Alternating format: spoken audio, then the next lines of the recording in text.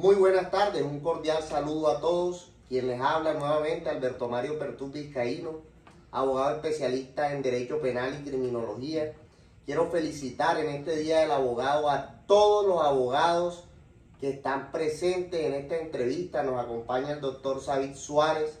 Hoy se va a determinar desde el punto de vista legal, desde los presupuestos constitucionales, si el decreto 1417 del 4 de noviembre del año 2021 fue derogado o está vigente. Tiene el uso de la palabra el doctor Savid Suárez para que se presente, nos hable de su currículum y experiencia. Muy buenas a todos los abogados que nos acompañan ahí en la transmisión. Feliz día, de antemano, el doctor también. Mi nombre es Savid Suárez, soy abogado, especialista en Derecho Civil, actualmente funcionario de la rama judicial, afortunadamente desde hace 14 años, con una experiencia importante en todas las especialidades de la rama judicial. Dios me ha dado la oportunidad de pasar por todas y cada una de ellas. Y bueno, aquí atendiendo la invitación del amigo Alberto. Gracias, doctor Savid. Es importante determinar desde el punto de vista civil, administrativo y penal el alcance del decreto 1417 del 4 de noviembre del año 2021, que habla acerca de las armas traumáticas. Entonces vamos a empezar de cero porque no todos los que ven este video son abogados. Entonces, doctor, vamos a hablar de qué es la ley, qué es un decreto, del imperio de la ley. Vamos de cero, doctor. Tiene el uso de la palabra.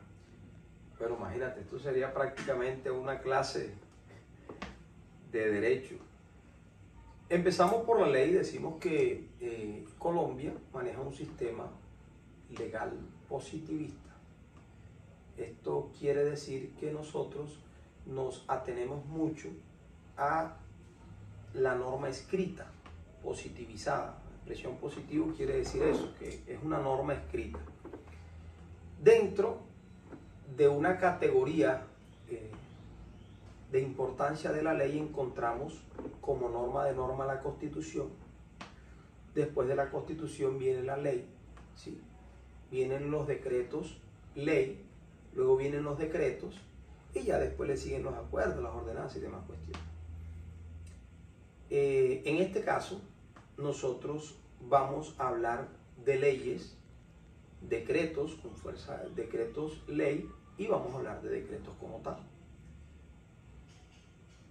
Ok, vamos específicamente al decreto 1417 del 4 de noviembre del año 2021, que es por el cual se dictan unos artículos del libro 2, parte 3 del título 4, capítulo 3 del decreto 1070 del 2015, decreto único reglamentario del sector administrativo de defensa sobre clasificación y reglamentación de tenencia y porte de las armas traumáticas. Ese decreto, hemos visto muchos videos que se encuentra supuestamente derogado, pero ¿cuáles son los requisitos para que un decreto sea derogado en Colombia o una ley? Bien, decimos que existen varias formas de derogatoria. Existe la derogatoria expresa, que es cuando una norma en su parte final, conclusiva, expresa claramente cuáles normas quedan en desuso a partir de su entrada en vigencia. Decimos que es una derogatoria expresa. También existe una derogatoria tácita. ¿Qué es la expresión tácita?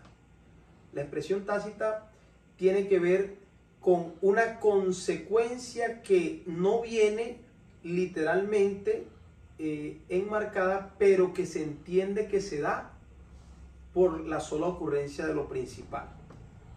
¿Cómo así? Entra una nueva norma y entonces decimos que en una derogatoria tácita ocurren dos cosas. Una derogatoria tácita por contradicción y una derogatoria tácita por suplantación. ¿Cómo así? Resulta que entra una norma que es abiertamente contraria a una norma anterior. Por ejemplo, había una ley que decía que solamente las personas que usen camisa podrán entrar a un recinto judicial.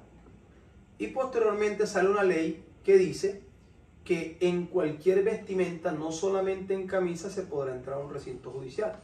Se entiende que hay una derogatoria tácita si esta norma posterior no expresó de manera literal que quedaba en desuso la anterior. Y hay una derogatoria tácita suplantativa, podemos decir, o supletoria, cuando la norma regula esa misma materia que regulaba la norma anterior, pero esta vez lo hace en una forma completa. Esta vez lo hace llenando todos los tópicos y vacíos que contenía la norma anterior, ¿sí? Entonces, esos son los tipos de derogatorias que existen. Para hablar del decreto 1417, nosotros tenemos que entrar a analizar qué era lo que estaba ocurriendo en Colombia. Resulta que se estaba presentando un comercio libre de armas traumáticas. Lamentablemente, las cosas que principian para bien a veces se toman para mal, y ya estaban llegando al poder de personas que no estaban haciendo un buen uso con ellas. Tanto que conforme empieza la motivación del mismo decreto 1417, empezaron a haber incautaciones masivas de este tipo de armas. Entonces tenemos que para el 2018 se dieron una incautación de 3.500 armas. Para el 2020 esta incautación subió a 5.000 y posteriormente en el 2021 se incautaron alrededor de 6.500 armas. Y se incautaban no por el hecho de quitar el arma traumática como tal, porque fuera ilegal usarlas, sino por lo que se estaba haciendo a través de su porte o tenencia. Ok, es importante determinar cómo se clasifican este tipo de armas en el decreto 1417 del 4 de noviembre del 2021. Correcto. Para hacer esa clasificación, necesariamente nos toca conocer el decreto ley 2535 de 1993. Ese decreto 2535 es la norma, se puede decir que es la norma principal cuando hablamos de armas y municiones.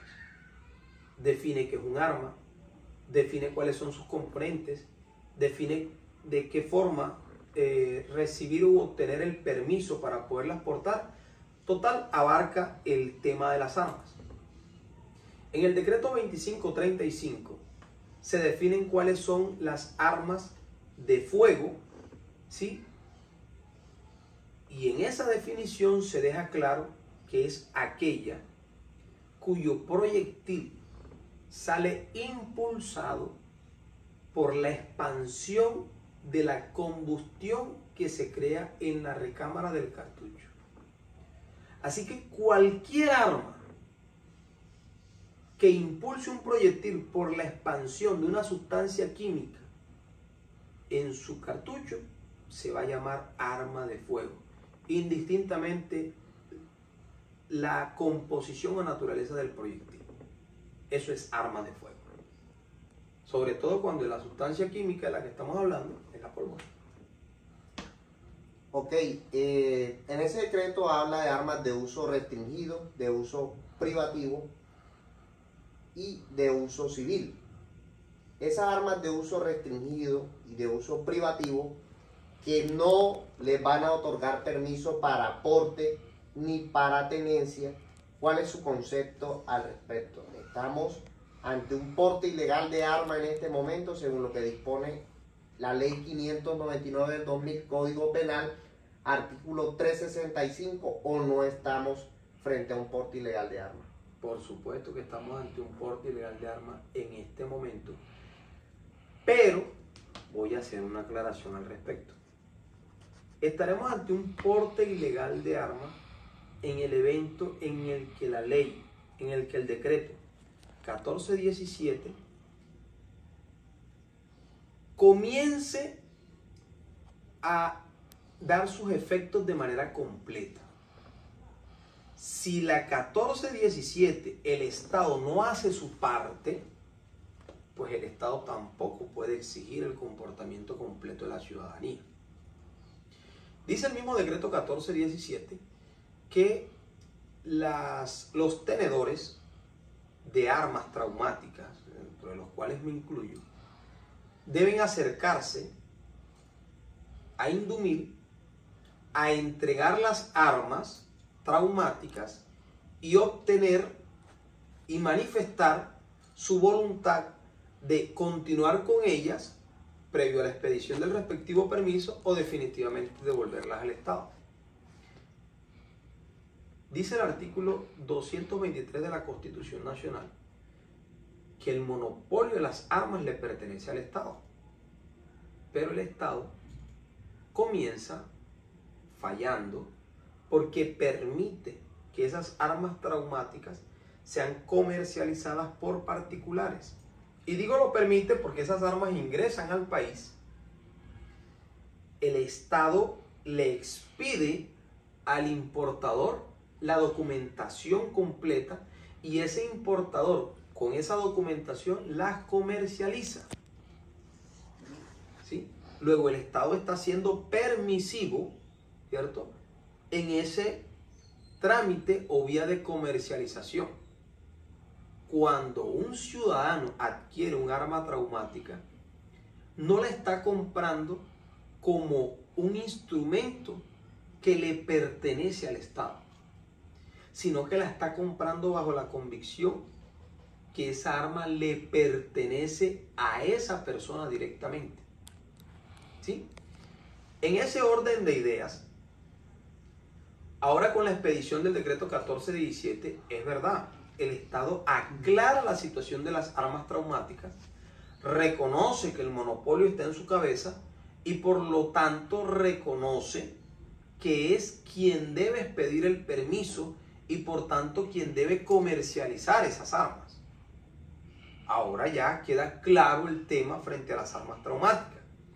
Por lo tanto, a partir del momento en el que el Estado cumpla realmente la 1417 y esas armas solamente se obtengan de mano del Estado, se porten o se tengan con el permiso del Estado, entonces solamente en ese momento estaremos frente a la tipificación del delito de porte ilegal de armas para la persona que no haya adelantado el trámite correspondiente ante la jefatura militar. Bueno, vamos a analizar un artículo del decreto 1417 del 4 de noviembre del año 2021, que es el artículo 2.2.4.3.9, entrega de armas traumáticas. A partir de la expedición de este decreto y hasta dentro de los 6 meses siguientes a su publicación, las personas naturales o jurídicas titulares de armas traumáticas que cumplan con las características de armas de guerra o de uso privativo y de uso restringido deberán entregarlas al Estado, so pena de incautación y judicialización. La entrega se hará por medio del Departamento Control, Comercio, Armas, Municiones y Explosivos del Comando General de las Fuerzas Militares o seccionales Control, Comercio de Armas a nivel nacional sin recibir contraprestación alguna. Hoy, 22 de junio del año 2022, han pasado, doctor Savid, esos 6 meses. ¿Cuál es el alcance jurídico para ese tipo de armas que se menciona en este momento? Bueno, resulta que, volviendo a la pregunta que me hacías tú ahorita del tema de la clasificación de las armas, el decreto 2535 establece a partir del artículo 6 una clasificación de las armas y entonces dice cuáles son las armas de uso privativo de las fuerzas militares, que son estas armas de largo alcance, que tienen ciertas características de medida, peso, calibre. También dice cuáles son las armas de uso privativo. Y también deja claro cuáles son las armas de uso civil o de defensa personal. En esas armas de uso privativo de las fuerzas militares, que también fueron adquiridas de manera libre, como lo decía ahorita, porque no había ningún control al respecto, se tiene que tener claro que ningún civil las debe portar, así sean traumáticas. porque el decreto 2535 lo prohíbe enfáticamente. Esas armas deben volver al Estado y deben ser destruidas o utilizadas por el Estado para la defensa del conglomerado. Lamentablemente, la persona que recibe o que compró en su momento, que adquirió en su momento esas armas, va a perder su inversión, lastimosamente. Por lo tanto, el decreto 1417 da una luz de soluciones para aquellas personas civiles que adquirieron armas de uso civil o de defensa personal, que son revólveres, escopetas hasta cierta medida y calibre, pistolas.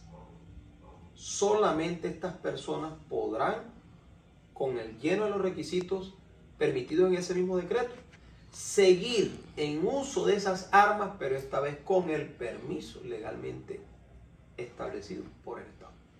Eso quiere decir, doctor, que las armas de uso restringido, las armas de uso privativo y las armas de guerra jamás tendrán permiso para porte ni para tenencia. Jamás. Eso viene desde 1993 con la expedición del decreto 2535. Esas armas nunca deben estar en manos de un civil, porque es un peligro para el público. Un arma de largo alcance, un arma de devastación masiva no puede estar en cabeza de un ciudadano, porque excede la fuerza que éste necesita para repeler una acción delincuencial. La exceden demasiado. Eso quiere decir que en este momento las personas que tienen armas de ese tipo deben correr a Indumil a entregarlas. Deben urgentemente hacerlo. Es el consejo y es la manera de evitar en este preciso instante ya una sanción penal por porte ilegal de arma. Pasado el tiempo dado por la ley, esos 6 meses, estas personas han empezado ya a incurrir en el delito de porte ilegal de arma si son tenedores o portadores de ese tipo de armas de uso restringido. Vamos a adelantarnos un poco. Ahorita explicaremos el por qué el decreto 1417 no ha sido derogado. Pero en este momento, de ninguna forma ha sido derogado ese decreto. Bueno, el decreto 1417 continúa vigente en toda su extensión. No ha recibido ninguna clase de derogatoria.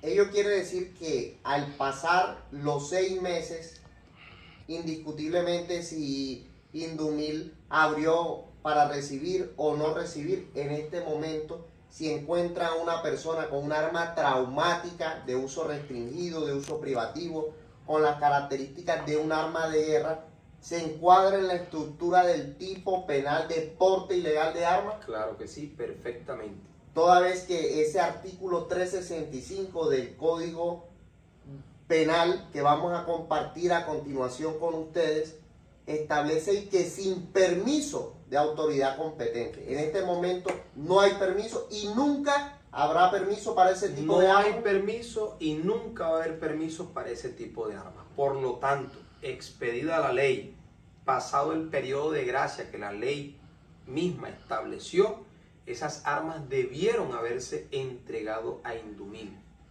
de manera urgente. Eso debió haber ocurrido.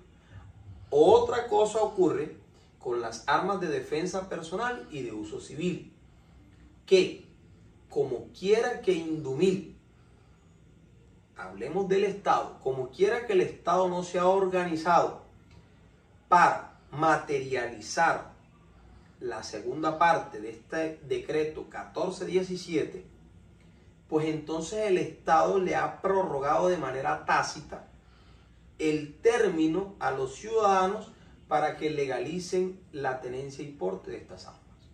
Pero ha sido el Estado quien lo ha permitido en este momento. Y obviamente el Estado se encuentra en mora de cumplir su propia normatividad. Un punto muy importante. Cuando hablamos de armas traumáticas, hablamos de qué tipo de armas. Vamos a especificar eso porque obviamente nosotros conocemos los conceptos, pero la idea es llegar a todos los ciudadanos. Claro que sí. Un arma traumática es aquella que despide un proyectil que por su composición, en cuanto a la solidez, no va a producir el mismo daño corporal que un proyectil de un arma de fuego común y corriente. Mientras que el proyectil de un arma de fuego común y corriente se compone de plomo, el proyectil de un arma traumática se compone de caucho o polímero. ¿Esto con qué objeto? Y por eso su nombre. Con el objeto de que el arma cause un golpe, pero no cause una penetración en la humanidad. Inhabilite, pero no mate. Así fue el espíritu y así nacieron las armas traumáticas. Lastimosamente, en este momento, las armas traumáticas se han ido perfeccionando a tal nivel que ya penetran la humanidad, ya penetran el cuerpo y ya son capaces de causar la muerte. Entonces ya no podemos quedarnos en que son como tal armas traumáticas, sino que debemos verla en el estricto sentido y definición del decreto 2535. Son armas de fuego. Algo muy importante, que son armas de fuego, no son armas de expansión cinética. No, para nada. No son armas cinéticas. Para nada. Son armas de fuego. Son armas deportivas. Para nada. Y eso lo acaba de definir la Federación Nacional de Tiro. Definió eso. La federación dijo, nosotros no tenemos ningún deporte que utilice este instrumento como elemento de desarrollo del mismo. Por lo tanto, no tenemos a las armas traumáticas como armas deportivas. Eso lo dejó bien claro la federación.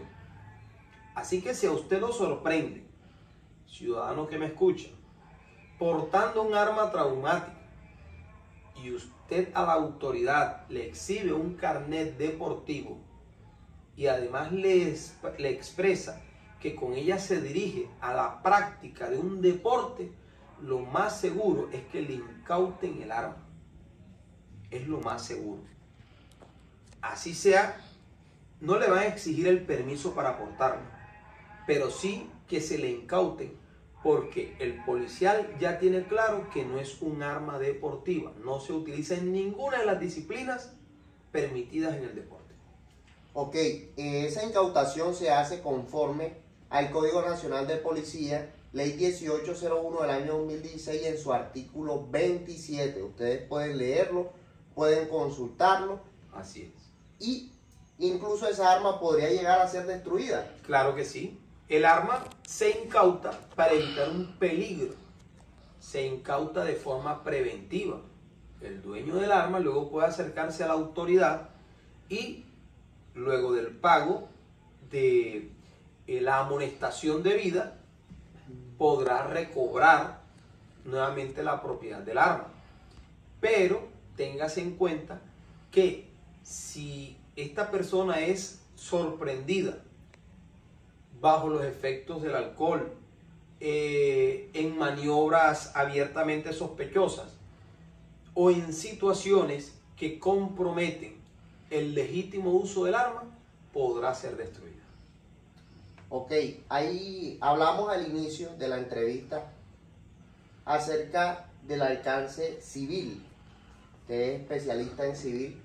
Me gustaría que nos hable un poco acerca de cómo se demuestra la propiedad de esa arma para una persona que ha perdido sus documentos, que ha perdido las credenciales, que acreditan que efectivamente tiene un arma traumática? ¿Qué haría en este momento? Es una pregunta pues que me llegó de un usuario del canal y pues queremos darle respuesta. Es muy importante. Claro que sí. Desde el punto de vista civil. Bueno, desde el punto de vista civil sabemos que hay dos formas que hay varias formas de usar y disfrutar un bien. Tenemos que existe la tenencia, tenemos que existe la posesión, tenemos que existe la propiedad. En la tenencia yo tengo el uso y el goce, pero no tengo la propiedad. En la posesión no tengo la propiedad, pero tengo el uso, el goce y el ánimo. Y en la propiedad es cuando reúno todas las características y por lo tanto entiendo que la cosa es mía en todo el esplendor de la expresión. Si yo no puedo demostrar propiedad de un bien mueble, entonces se entiende que estoy en posesión, porque me acompaña el ánimo. La uso, gozo de su uso y además tengo el ánimo de propiedad. Luego entonces toca alzarme con las pruebas que permite el civil. Declaración extrajuicio con dos testigos que acrediten que el arma es mía, que vieron que yo la adquirí, que saben dónde la compré, o sencillamente trasladarse hasta donde usted adquirió el arma y recibir de esa empresa o de ese centro comercial la fotocopia debida de la factura de compra y venta de esa arma. Esto en este preciso momento, cuando el Estado aún no ha puesto en marcha la campaña para conseguir que esas armas regresen al Estado y que además vuelvan a salir de él hacia los particulares con el permiso debido. Solo para este momento. Una vez ya exista un permiso, civilmente no se puede hacer nada, simplemente es acudir nuevamente a la autoridad militar y que ésta vuelva a expedir el permiso con los requisitos que ya exigen. Eso quiere decir, doctor, que la persona que ha perdido sus documentos, de pronto ya cerraron el almacén donde la compró o la compró en otra ciudad, puede llegar a una notaría, una declaración bajo gravedad de juramento, correcto, unos testigos, y de esa forma podría acreditar la propiedad. Claro que sí, demostrar posesión, claro que sí. Ok, eso es muy importante.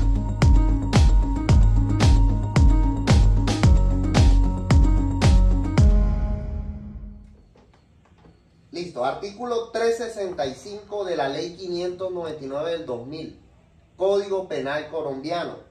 Nos decanta fabricación, tráfico y porte de armas de fuego o municiones, modificado por el artículo 36 de la ley 1142 del 2007, modificado por el artículo 19 de la ley 1453 del 2011, adicionado por el artículo 8 de la ley 1908 del 2018, modificado por el artículo 17 de la ley 2197 del 2022. El que sin permiso de autoridad competente importe, trafique, fabrique, transporte, almacene, distribuya, venda, suministre, repare, porte o tenga en lugar arma de fuego, defensa personal, sus partes esenciales, accesorios esenciales o municiones, incurrirá en prisión de 9 a 12 años. El que sin permiso. La pregunta es, ¿en este momento hay permiso para las armas de uso restringido, de uso privativo o de uso de guerra? No hay. ¿Podríamos encuadrarlo en el delito de porte ilegal de arma de fuego? Claro que sí. Como ya quedó dicho, perfectamente se vuelve delito y es porte ilegal de conformidad con el decreto 1417, es porte ilegal de arma. El artículo 366 nos habla de la fabricación y porte de armas y municiones de uso privativo de las Fuerzas Armadas. Esas también las encontramos en el decreto 14, en el decreto 2535 está la definición específica de ese tipo de armas de fuego, y en el decreto 1417, cuando se habla de armas traumáticas, claramente establece que estas no serán objeto de expedición de permiso y que por lo tanto deberán devolverse al monopolio del Estado, como reza el artículo 200. O sea que las que cumplen con estas características también cometen ese delito, el que sin permiso de autoridad competente importe, trafique, fabrique, repare, almacene, conserve, adquiera, suministre o porte armas, municiones de uso privativo de las Fuerzas Armadas, incurrirá en prisión de 3 a 10 años. Entonces, ojo con eso.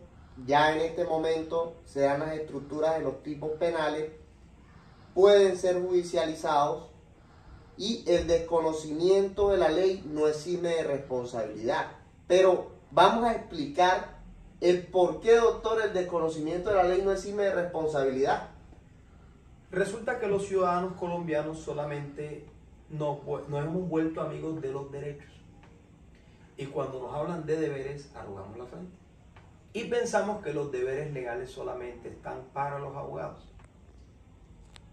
Resulta que dentro de los deberes de ser ciudadano colombiano está leer y aprender cada norma expedida por el Congreso, por la rama legislativa o por las autoridades del Poder Ejecutivo con función legislativa. Nosotros no podemos, por ende, ampararnos en que no conocemos el contenido normativo para ser excusados en su desobediencia. Como ciudadanos de Colombia tenemos la obligación, óigase bien, esto no es solo para los abogados. Todo ciudadano de Colombia tiene la obligación de conocer la ley, porque solamente así sabrá a qué tiene derecho y cuáles son sus deberes. Esos deberes, constitucionalmente hablando, los encontramos en el artículo 95. Esos deberes deben ser cumplidos por todos los ciudadanos colombianos. ¿Qué pasa, doctor, si no se cumplen esos deberes en debida forma?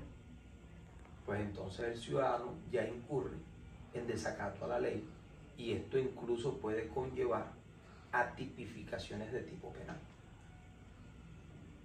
Y se podrían dar otro tipo de sanciones, por ejemplo, contravenciones al Código Nacional de Policía, Sí, claro. sanciones administrativas. Lo que pasa es que tenemos que entender la Constitución como la norma de normas. Ella, precisamente por estar encabezando el orden legislativo, ella desarrolla de manera genérica los temas y luego estos vienen decantados en leyes y decretos. Cuando la Constitución me habla de deberes, a partir del artículo 95, ella lo que hace es que me ubica como ciudadano en que yo, así como voy a poder recibir del Estado, de la República, así también voy a tener que dar muchas cosas. Y ese dar viene desarrollado por el Código de Policía, viene desarrollado por el Código Civil, viene desarrollado por el Código Penal, viene desarrollado por el Código de Comercio. Es decir, mis deberes como ciudadano vienen desarrollados en distintas normativas, en distintos códigos que me van expresando con claridad qué es lo que yo tengo que hacer frente al Estado para lograr que el Estado haga a mi favor X o Y. Es importante definir tal situación y por eso hice la pregunta, porque todo el mundo conoce los derechos fundamentales, hablamos de los deberes y obligaciones, pero la norma de normas es la Constitución Política de Colombia. Por ejemplo, si en un pueblo determinado un alcalde dice que hay 3 días de duelo y que no puede haber música, ¿qué pasa si las personas hacen una fiesta dentro de esos 3 días? Pues enfrentan algún tipo de sanción. Claro que sí, están contraviniendo, ¿cierto?, una ordenanza, están contraviniendo la ley, están contraviniendo una norma positivizada y por supuesto que se hacen acreedores a las sanciones establecidas en ese mismo acuerdo, en ese mismo acuerdo. Ok. Ahora sí, vamos a concluir con el tema más importante para esta entrevista.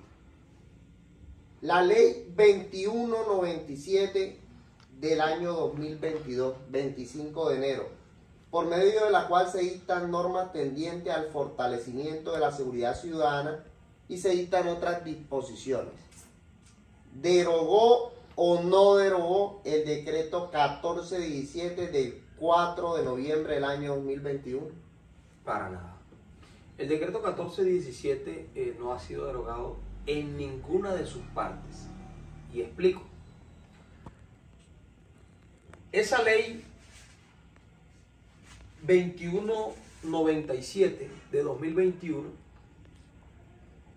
lo que vino fue a complementar ese decreto 1417. Si ustedes se van al artículo 28 de esa ley, ustedes van a encontrar que en ella se empieza a hacer un desarrollo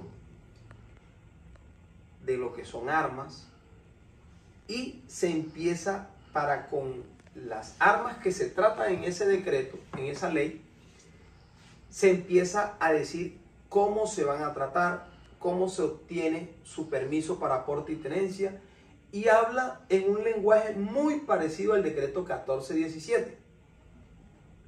Pero hay que tener en cuenta que en desarrollo de esa ley 2197 especifica a qué armas está haciendo relación. Hablamos, doctor, disculpe, vamos a aclarar aquí, estamos hablando del artículo 28 de la ley 2197.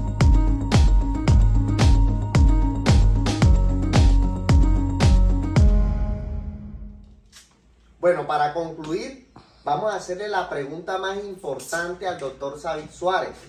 Doctor Savid Suárez, el decreto 1417 del 4 de noviembre del año 2021 fue derogado por la ley 2197 del 25 de enero del año 2022. No. ¿Por qué? El decreto 1417 de 2021 continúa vigente en toda su extensión. Y la ley 2197, a partir de su artículo 25, allá en el título cuarto, lo que vino fue a complementar lo dicho por ese decreto 1417. Óigase bien. El decreto 1417 fue específico. Solamente se refirió a armas traumáticas. Y por lo tanto, quedó corto en otro tipo de armas que no entran dentro de las clasificaciones del decreto 2535 y que por lo tanto sobre ellas no se había legislado. Y son esas armas cinéticas y son esas armas de fogueo y son estas otras armas con una letalidad reducida. ¿Qué quiere decir letalidad reducida, doctor, si me permite? Claro, por supuesto. Vea, la letalidad reducida, si hablamos de algo letal es que es capaz de causar la muerte. Tenemos que entender eso. Letal es que es capaz de causar la muerte.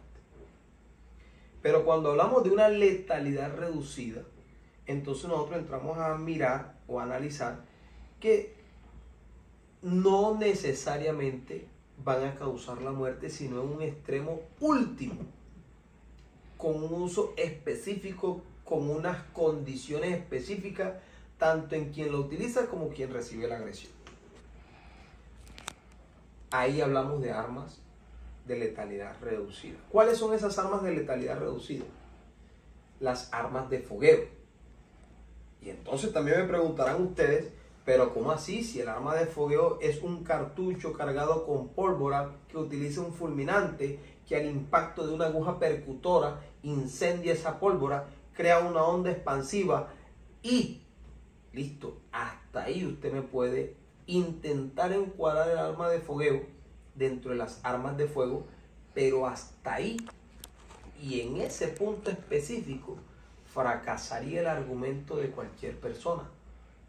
Porque para poderse considerar arma de fuego, esa onda expansiva producida por la quema de esa sustancia química debe impulsar un proyectil.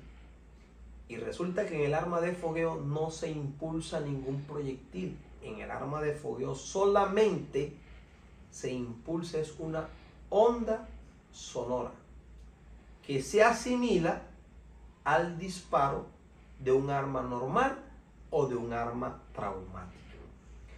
Por lo tanto, como no se emite ningún proyectil, esa arma no se puede considerar como un arma letal. Y entonces, ¿por qué usted la considera de letalidad reducida? Muy sencillo. Porque yo con un arma de fogueo perfectamente puedo causar en una persona, a través de la intimidación e incluso de su uso, que a esa persona le dé un paro cardíaco. La puedo matar. Con el uso del arma. No con el arma directamente, pero sí con el uso del arma. Incluso, doctor, podríamos aclarar que con el uso del arma también se pueden cometer estructuras de tipo penales. Claro que sí. Por con ejemplo, un arma de fogueo perfectamente se atraca a una persona. Porque, se amenaza. claro, si yo veo que me están intimidando con un arma, yo no voy a llegar hasta el agresor a que me muestre la punta del arma para descubrir de ella si es un arma de fogueo porque tiene un final enroscable o si es un arma traumática porque su cartucho contiene un proyectil de goma, o si es un arma de verdad porque resulta que su proyectil contiene su cartucho contiene un proyectil de verdad. Yo soy propietario de arma de fuego, pero de arma de fuego normal. Un revólver llama Scorpion. Mi revólver utiliza balas normales. Esto es un cartucho, ¿sí? Lo muestro porque estoy autorizado por el Estado para poseer este tipo de municiones. El cartucho de un arma normal contiene un proyectil que está hecho en plomo, o sea, es completamente consistente y por lo tanto ampliamente penetrable en la humanidad, hasta 100 metros. Y se sabe que después de 100 metros todavía continúa siendo letal. Se compone también de un fulminante y en su cuerpo, en la parte interior de este cartucho, hay pólvora. Este fulminante, al ser impactado por el percutor del revólver, por el martillo, automáticamente enciende la pólvora y la onda expansiva que se quema, que se forma por la combustión de la sustancia química llamada pólvora, provoca que este proyectil salga disparado, Dios guarde, hacia la humanidad de alguien a causarle graves traumas funcionales. ¿Sí? Esto es lo que es una bala de un arma de verdad. También tengo una escopeta traumática. Y esta es la munición de una escopeta traumática. Fulminante, tenemos pólvora y tenemos un proyectil que en este caso es de goma, que al salir despedido con la quema, combustión, expansión de la sustancia química llamada pólvora que contiene este cartucho, va a dirigirse igualmente a la humanidad, Dios guarde, y le va a causar graves traumas fisiológicos a quien recibe el impacto. Pero cuando estamos ante una munición de fogueo, ¿sí?, esta no despide ningún tipo de proyectil. Esta no es una munición de fuego. He vuelto a la munición de mi arma normal. No tiene este proyectil no lo contiene ya. Por lo tanto, no va a despedir ningún tipo de proyectil, solamente despide una onda sonora. Ese tipo de armas que no despiden proyectil, sino que lo que provocan es una detonación, no habían sido objeto de regulación normativa de manera específica. Y quiero aclarar este punto, doctor, si me lo permite, al hablar yo de manera específica, porque también hay que ver el decreto 2535 como una norma genérica en algunas partes. El decreto 2535 sí trata sobre todas las armas, solo que de manera específica, ¿sí?, no reguló lo concerniente a una clasificación que para el momento de su expedición no existía. Cuando usted habla de este tipo de armas, doctor, que no fueron tratadas en el decreto 1417 del 2021, ni en el decreto 2535 del año 1993, que es por medio del cual se regula el porte de armas, municiones y explosivos en Colombia, nos referimos a las siguientes clasificaciones. 1. Armas de energía cinética. 2. De energía neumática o de aire comprimido. Y 3. De fogueo. Vamos a explicar la definición de cada una de ellas conforme a lo establecido en la ley 2197 del 2022. Claro que sí. Mire, es importante sobre todo saber qué es la energía cinética. ¿Qué es la energía cinética? La energía cinética es aquella que posee un cuerpo debido a un movimiento relativo. Ejemplo, una flecha. Una flecha solamente se convierte como tal la flecha, ¿no? Lo que pasa es que cuando nosotros hablamos de flecha, entendemos por flecha el arco y el proyectil. Pero el proyectil de la flecha como tal, si usted lo lanza con su mano, puede que cause algún tipo de peligro, de riesgo, pero no es igual que el que usted produce si la lanza con su respectivo arco, porque la energía cinética que usted genera con el arco, que es un instrumento mecánico, es superior a la energía cinética que usted genera con su mano. Por lo tanto, cuando estamos ante un arma de energía cinética, vea, cualquier objeto al que usted mediante el movimiento le pueda transmitir una energía, impactar en la humanidad de alguien y a partir de ese impacto generar un trauma, así sea leve, es un arma cinética. Entonces, ejemplo, usted cualquier elemento lo puede convertir en arma cinética, cualquier elemento. Y por eso pienso que el Estado se había demorado en regular el tema de las armas cinéticas y por eso pienso que fue avesado el decreto, la ley 2197 de 2022. Fue avesada al referirse a armas de energía cinética.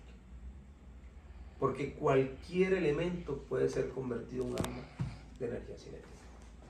Una tonfa de un policía, usted la ve y si nadie la toca de donde ella está puesta, con esa tonfa no se hace absolutamente nada. Pero en el momento en que una persona la toma y le imprime un movimiento rápido y le imprime fuerza, ya la convierte en un arma. Entonces, ¿cuál es la principal característica de las armas, óigase bien, de energía cinética? Que no punzan y que no penetran en la humanidad. Esa es la principal característica. Golpean, impactan y generan un trauma, normalmente leve, pero no punzan ni penetran en la humanidad. Ahora nos vamos a las armas de gas comprimido o de aire. Esas armas ya tienen un poquito más de letalidad. Recuerden que primero hablamos de las armas de fogueo, cuya letalidad es reducida y casi que su impacto contra la vida depende de otros factores distintos a lo que ella misma como tal produce, que es una onda sonora. Ya hablamos de las armas de energía cinética, que decimos que son capaces de causar directamente un trauma en la humanidad, pero este trauma puede ser leve.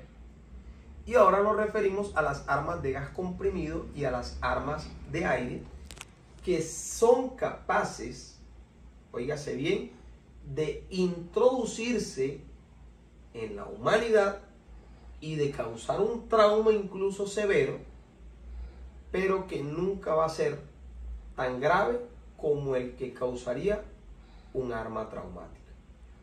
Por ejemplo, una pistola de gas comprimido que despide un proyectil que es un balín de metal disparada a menos de 2 metros al ojo de una persona, le va a dañar el ojo e incluso puede llegar al cerebro, por lo tanto lo puede matar. Por lo tanto, sí es un arma letal, ¿cierto? Pero ya ahí tendremos que mirar muchos factores, la puntería del que dispara o la mala suerte del que recibe el disparo, la cercanía, es decir, son unos factores muy específicos, ¿sí?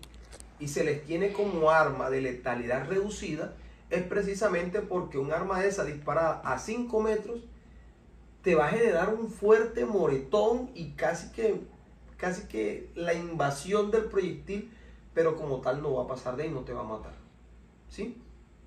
Es por eso, como esas armas no fueron reguladas en el decreto 1417, el gobierno saca la ley 2197 del 2022 y completa el decreto, complementa el decreto 1417 con esta nueva ley, diciendo casi que de manera exacta las otras cuestiones que establece el decreto, para que se sepa que pertenecen al monopolio del Estado, que requieren permiso para su porte y tenencia, y que cuanto antes deben ser devueltas al Estado para que se regule, se normalice y se permite en forma legal su uso y porte. Listo. Para concluir, lo primero que debemos determinar es si en este momento está permitido el porte de las armas traumáticas. Ese es un tema álgido y que debemos determinar conforme a los presupuestos legales y constitucionales. Pasa exactamente lo mismo que con el decreto 1417. Si usted tiene un arma de fogueo que en su apariencia convida con un arma de uso restringido de las fuerzas militares, usted no debe cargar esa arma, no debe portarla ni debe tenerla. Esa arma hay que devolverla y ese dinero invertido ahí se pierde. Si usted tiene un arma de fogueo de uso civil y de defensa personal, usted en este momento cuenta con la complacencia omisiva del Estado para seguirla portando o teniendo. ¿Hasta cuándo? Hasta cuando el Estado efectivice en forma real la ley 2197 del año 2022. Cuando el Estado efectivice, haga cumplir y en sí mismo cumpla con lo establecido en esa ley, a partir de entonces ya usted deberá poseer el permiso, o de lo contrario puede estar incurso en el delito de porte ilegal de armas. Y hay que recordar que el artículo 365 de la ley 599 del año 2000 no refiere a armas de fuego, habla de armas. Y como habla de armas, entonces el decreto, la ley 2197 del año 2022, a partir del momento en que se concrete, también lo va a entrar a regular. Eso es importante. Dentro de las conclusiones que hemos podido analizar, lo primero es que las armas traumáticas son armas de fuego. Lo segundo es que no son armas deportivas. Para nada. Y lo tercero es que requieren permiso para porte o para tenencia. Entonces, ¿qué justificación tiene un ciudadano en este momento para portar un arma traumática en su vehículo, en la calle, con munición? Defensa personal. Gracias a la omisión del Estado, todavía una persona puede perfectamente expresarle a la autoridad policial que tiene su arma en la casa o que lleva el arma traumática consigo para salvaguardar su vida, la de los suyos, sus bienes o lo de los suyos. Pero no bajo el argumento que es para practicar algún deporte, porque puede ser incautado. Eso es importante. ¿Qué pasaría si usted le manifiesta a la autoridad competente que porta un arma traumática para practicar deporte o que va para un club de tiro? El policial puede tomar sus argumentos como sospechosos, incautarle el arma e incluso conducirlo ante la autoridad penal. Y eso con fundamento en la ley 1801 del año 2016, artículo 27. Toda vez que estas armas no son de uso deportivo. Ya eso está decantado. La última pregunta, doctor. ¿Quiere usted agregar, añadir o corregir algo a esta entrevista? Bueno, hay que ver que el entrevistador no va a perder el estilo del interrogatorio judicial, ¿no? Pero bueno, hombre, agradecido con él, agradecido con ustedes por la atención prestada. Es importante comprender que las armas, cualquiera sea su clase, cualquiera sea su tipo, cualquiera sea su denominación, no son un juguete, y que un arma te otorga un gran poder, pero también te otorga una gran responsabilidad.